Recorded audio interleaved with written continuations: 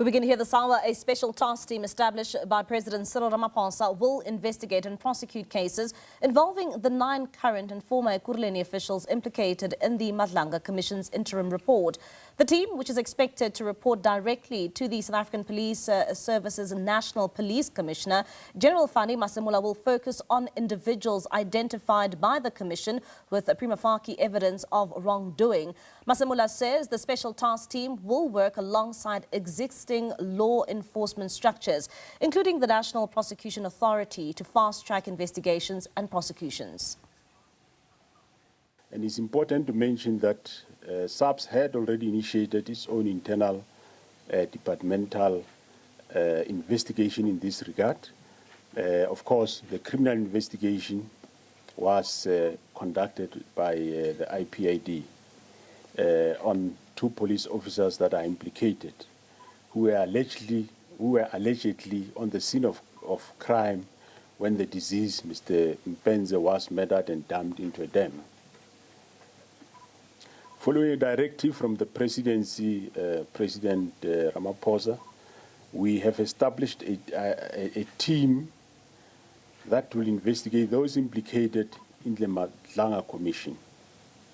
It is important to note that some of these cases were already been investigated by the political killings task team, the organized crime and the serious and violent crimes units and teams. However, now that there is this team that we have established, it will then take over these referrals and start the investigation. Amongst other aspects would be the involvement of the asset forfeiture unit. So members of the asset forfeiture unit will also be allocated to the task team. There is that high possibility that as the investigation unfolds, there will be a need for intervention by the asset forfeiture unit. This approach is critical in upholding the rule of law, swift justice, and ensuring that those responsible for the identified criminality are held accountable, thereby enforcing the principle that no one is above the law. The Madlanga Commission of Inquiry has directed businessman Suleiman Karim to appear before it in person on the 9th and 10th of March. Karim's legal team applied for a postponement following yesterday's Johannesburg High Court ruling, which dismissed his urgent interdict aimed at stopping the Commission from issuing a subpoena compelling him to testify today. In his court application, Karim argued that he was being unfairly treated and labelled an implicated party without being offered what he describes as the principles of natural justice, including proper disclosure of allegations and an opportunity to challenge the testimony implicating him. Meanwhile, the Commission has postponed the testimony of Witness F to the 16th and the 17th of this month, and Witness F was due to return today for his 3rd day of testimony. His evidence was rescheduled due to a clash of dates. The matter is postponed to the 9th and 10th of March 2026. Mr.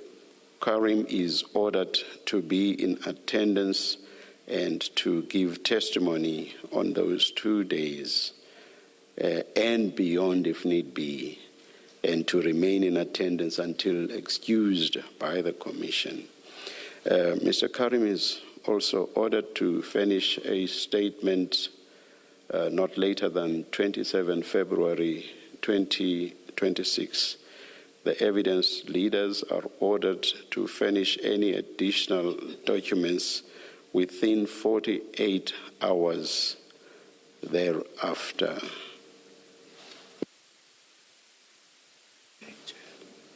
Chair, 48 hours is going to be on the Sunday. Can I ask for the Monday?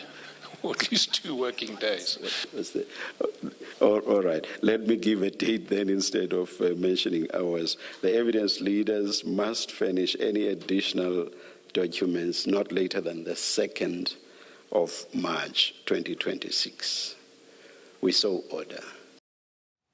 The Madlanga Commission heard that former top cop Khomotso Phahlane and alleged cartel member Vusumuzi Matlala are acquaintances. The Commission's exercise of combing through the WhatsApp exchanges between Matlala and Macheng revealed that Phahlane would allegedly reach out to Macheng to arrange a meeting with Matlala. What is the nature of the relationship between Mr. Phahlane and Mr. Matlala? Acquaintances. They are acquaintances. And you know this because? I know this because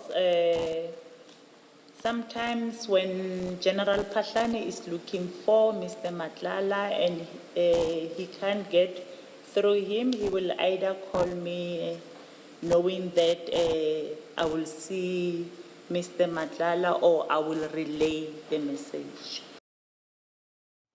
Andy, for more on this, let's now bring in Andy Mashaile. He's a security analyst and retired Interpol ambassador, and he joins us now to react to that press briefing in which we saw from the National Police Commissioner General Fannie Masemola. Andy, thank you so much for your time this evening here in SABC News. I mean, let's start off here. What do you make of that announcement which was made by the National Police Commissioner pertaining to the evidence stemming from the Madlanga Commission and the task team that has since been established? Mbali, good evening to you and your production team and the viewers. It was very surprising to hear the National Commissioner indicating that the team will kickstart next week. It was a positive development. And the number of issues that were raised in there from their responses suggest that the wheels of justice are turning very quick. But Mbali, as I have always engaged in discussions with you, I would have expected or advised whomever is behind the establishment of the SITT to have dedicated a special court for these matters, so that you don't have a problem of enrolling on the courts and creating angst amongst members of the public, because you would now be in a position to jump the queue for your prosecutions.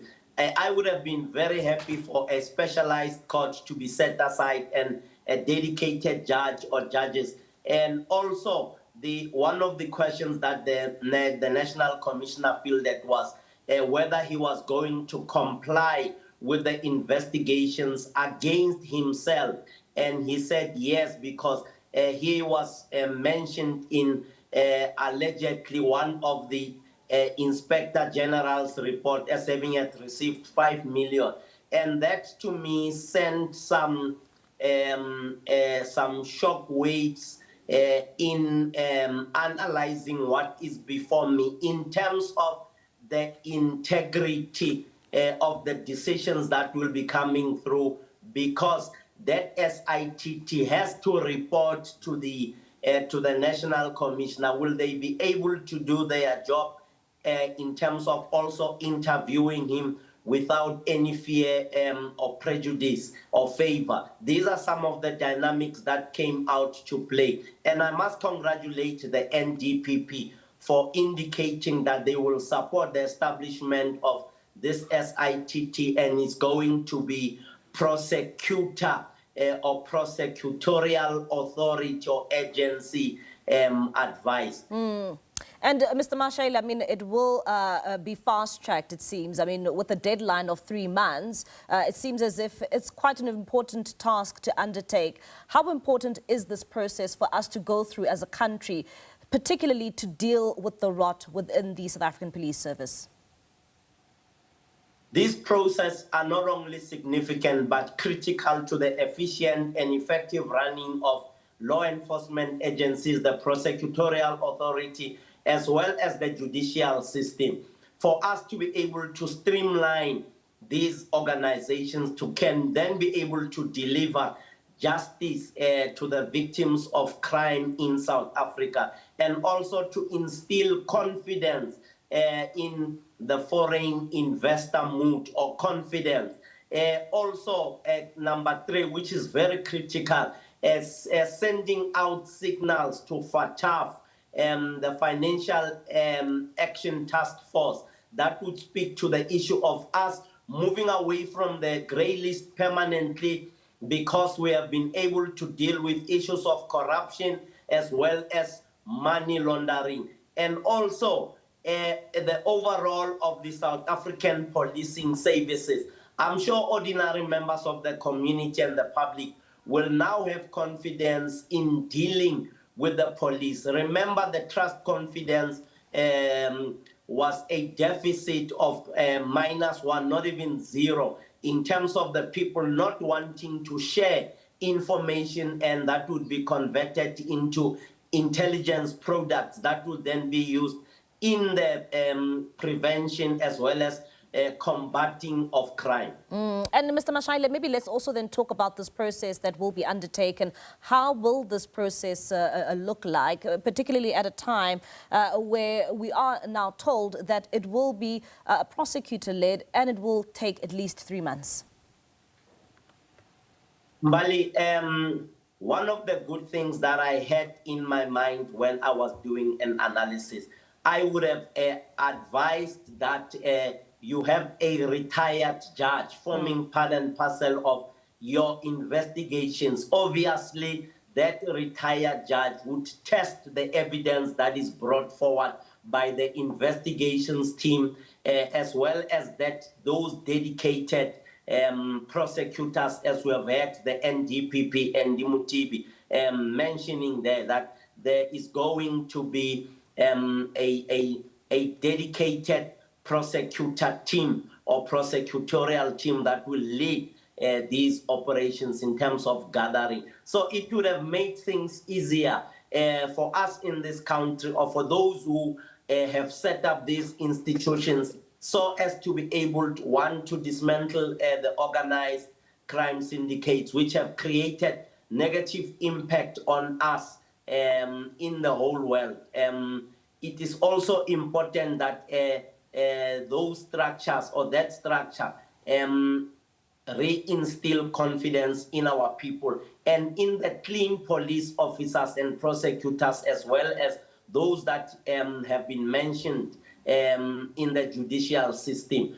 We have seen members of the community doubting and challenging, although in corner, some of the decisions taken by the judiciary. So this overall would have meant a big turnaround in terms of confidence, and also very, very important, harvesting of intelligence that could be used for crime prevention as well as crime combating purposes.